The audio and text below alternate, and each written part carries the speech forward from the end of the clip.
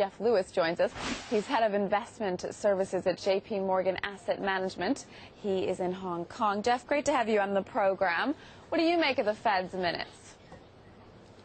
Well, I think they're pretty much as we expected. There were 3 dissenters before. We knew about that. It's good to know that they were discussing a real QE3 package as opposed to Operation Twist. But I think the bar for implementing that is quite high. As long as the economic data continues to move away from recession, I don't think we're going to see QE3 in the near term. I think the Fed needs to hold some bullets in reserve.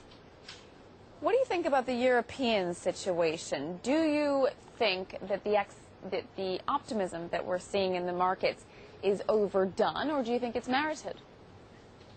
Well, I think we're certainly seeing that policy drives markets, and we've seen a rally on the back of hopes that there'll be a much more comprehensive package. But the obstacles, the clash of interest between the different organisations and the different countries are so great that in my view it's going to be quite a long time, and it's going to be a question of groping slowly towards an acceptable solution.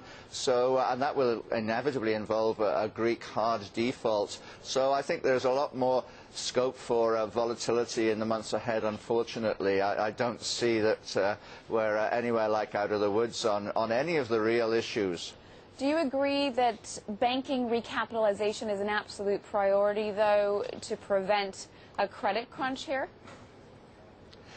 Yes, I think the markets are demanding that. I think we should give them that. The European countries have been very, very slow post-Lehman to put their banking systems in order. They've been hoping for the banks to grow out of the problems very, very quietly, unlike in the US, where policymakers have been a lot more proactive, and US banks now have much lower leverage ratios and there's a lot more transparency. Europe was very slow to make progress in recapitalizing their banking systems. The EBA stress tests earlier this year were firstly a year too late, and secondly much too lenient. Europe is now paying the price for having been very, very slow and not proactive in dealing with its banking sector problems. How about earnings season? What are going to be the main themes? We saw Alcoa kick it off this week. It was blaming Europe, or citing Europe, for some of the loss in demand that it saw. I think it's too early really to blame Europe for a big impact on demand. I don't think we've seen a big fall-off in demand.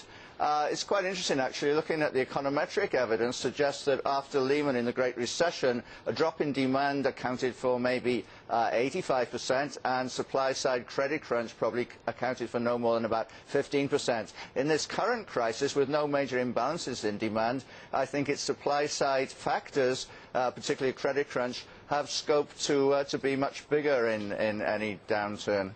So, Geoff, where do we put our money? Where are the best places to find a return right now?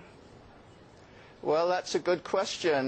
You'll get nothing from cash, and you'll get a very, very low yield from US Treasuries or European government bonds. But there are very interesting opportunities opened up in terms of corporate high-yield emerging market debt. And the emerging markets, which are not really the centre of this crisis, they've sold off on the usual global risk aversion. So don't expect any real good news in the short term, but these are good long-term buying opportunities. So if you can afford the volatility, it's time to be taking on board risk, in our opinion, and just sitting there and waiting for better times. Very quickly, Geoff, whose debt? Sorry, whose? Whose debt specifically? Which countries? In terms of emerging market debt, it's an asset class where a large number of emerging markets have seen improvements in their fundamentals relative to the developed markets. So it's a question, I think, of moving into that asset class generally and not concentrating on a particular country or two. All right, Geoff Lewis, head of investment services at JPMorgan Asset Management. Thanks so much for being with us.